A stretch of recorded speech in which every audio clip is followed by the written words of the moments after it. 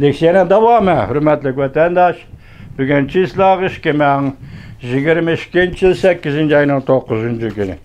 Endiki leksiyimiz davamı nemi deydi? Paxta qayerda teriladi? Pomidor qayerda teriladi? Mesela quyosh energiyasiga, taxtisiga, shundaqla koyishliq nima? Qirliq koyishlarga ishiladigan ham ashyo qum qayerdan chiqadi? Albatta, nurg'un shirkatlar uchun aytganda bu ish intayin og'ir ish, tekshirish, liniya manbaini tekshirish. Ular ko'pincha birinchi qatlamdagi ta'minlash savdogarlari bilan savdo muomalasi qiladi. Texmi tuvan qatlamdagi, birinchi qatlamdan tuvanga tushadigan qatlamdagi ta'minlash savdogarlari bilan savdo muomala qilish va ularning ostidagi ta'minlash savdogarlari bilan savdo muomalada bo'lish bu albatta intayin qiyin ish. Bir tavuzni, bir qo'g'inni sotadigan dehqon Uyg'ur ayada qoladi. Uning qo'ldan tavuzni, qo'g'inni baho qo'yib Xitoy sotib oladi. Xitoy buni pishiqlaydi deylamda, aylantirib kelib 3-qo'lga berdi. Bu balki 4-qo'l, 5-qo'l bilan andin Amerika bozoriga kirish mumkin. Shunaqa har bir tovar men tavuzlar qo'g'inni misol qildim. Savdo muomala qilish va ularning ostidagi ta'minlash savdogarlari savdo muomalada bo'lish bu albatta intayin qiyin ish. Amerika savdogari, G'arb savdogarlari qo'g'in sotadigan dehqonni oldiga borolmaydi-da. Men buni senda sotib olaman deyolmaydi-da. Qiyin ish mushada deydi. Lekin bu dal hozir biz qilishga tegishli ishlar. John Galt nima deydi? Biz buni mi tekshiramiz? Masalan, qo'g'in kimning qo'ldan chiqdi? Xenellik Wang'ning mi yoki Jiangsulik Jiang'ning mi? Xinjiang Uyg'ur Abnum rayonidagi qo'limizga chiqqan qo'g'inni qaysi dehqon terdi? Mehmetmi, Samatmi? Biz shuning o'ziga tekshiramiz buni. Deydi. Çavnasin Gedi. Bunun ismini tercüme qilamadım, İngilizce ismini bilmepti. Tushuntirib bundoq ko'rsatdi. Amerika hukumati bu qonunni ijro qilish ko'p tirishchanlik ko'rsatdi. 2022 Amerika Qo'shma Shtatlar Davlat Majlisi Tamojna va chegara qo'g'dash idorasiga $30 million ajr tutmadi.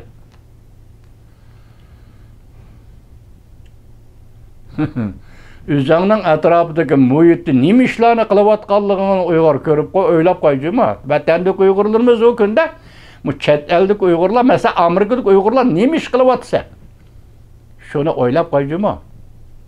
Nima ish qilaman deyapsa. Bu yerda nima deydi? Amerika Qo'shma Shtatlar tamojna va chegara qo'g'dash qismlari mush qonunni ijro qilish uchun $30 million topshirdi.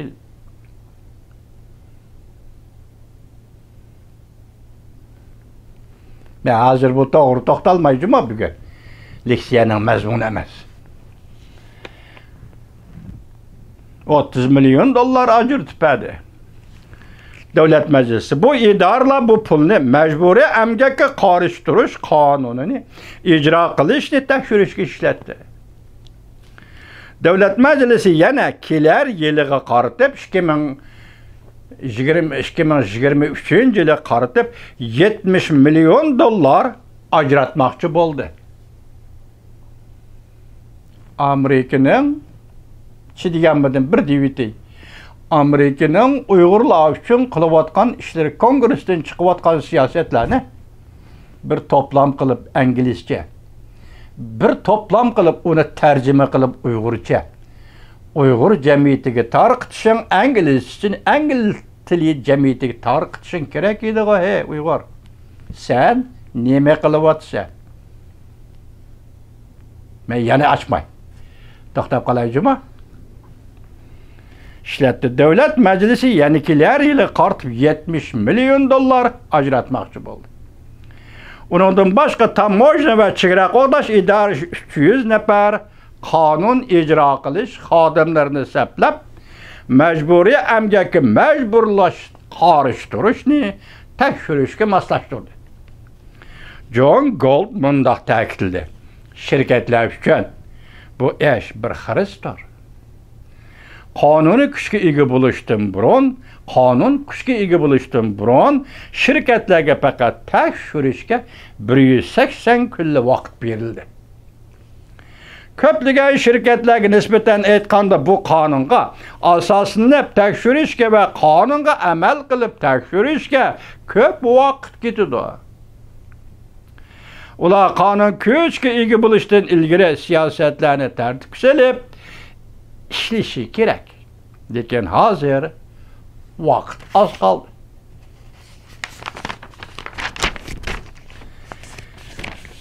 Şinjan'da, yani müstemlik Uyg'uristonning butun yer sharining iqtisodiy o'rnida tutgan o'rni nima?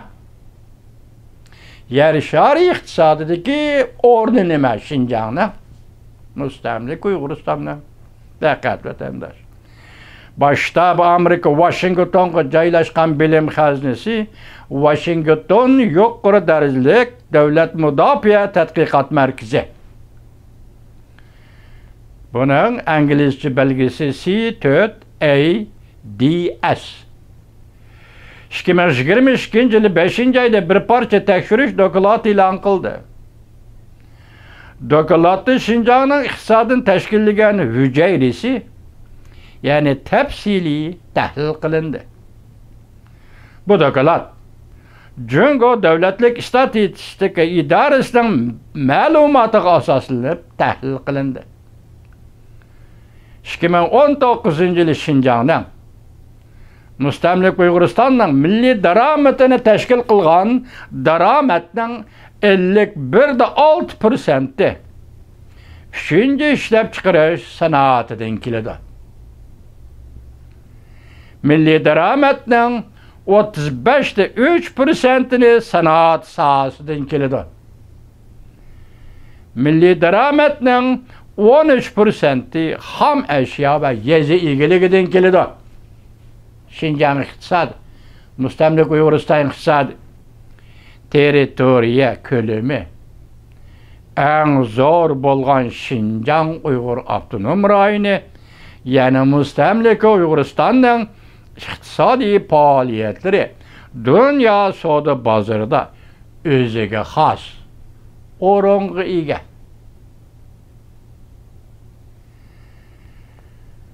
Bütün yer shari bo'yicha ishlab chiqarish miqdoridan qaraganda Şinjan Uyg'ur avtonom rayonida, yana Müstemlika Uyg'uristonda chiqadigan eng zo'r xom ashyo mahsulot turlari intayin zo'r salmoqni egallaydi.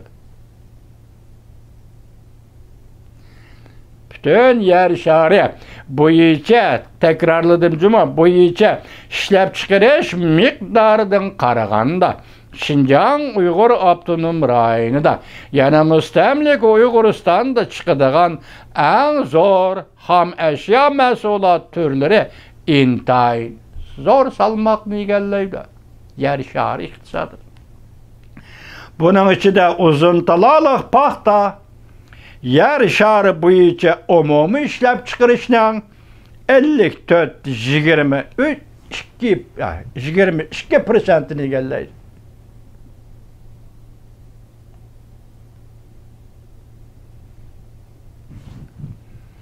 Bunun ichida eng zo'r xom ashyo mahsulot turlari intayin zo'r salmoqni egallaydi.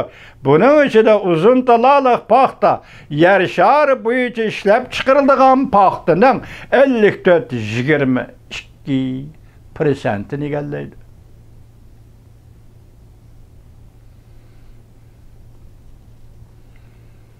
Yana boshqa yezilik mahsulotlari dunyo bo'yicha ishlab chiqarishning yuqori darajalik salmoqini egallaydigan mahsulotlar odatdagi paxta, ya'ni bu degani uzun taloliq emas. Odatdagi paxta, yal yemish, qovun tovus, pomidor, shernisi, qizil moch, ko'k moch, yong'oq mahsulotlardan iborat. Muşlarning hammasi xalqaro bozorga chiqadi. Lekin buni ishlab chiqaradigan Uyg'urlar xalqaro bozorga chiqolmaydi. mahsulotning xalqaro bozorga chiqishi millatning huquqi bilan barobar. Huquqi yo'q. Millat buni ishlab chiqardi, lekin hukmron millat Xitoy o'zining huquqiga tayanib bu mahsulotlarni xalqaro bozorga chiqardi.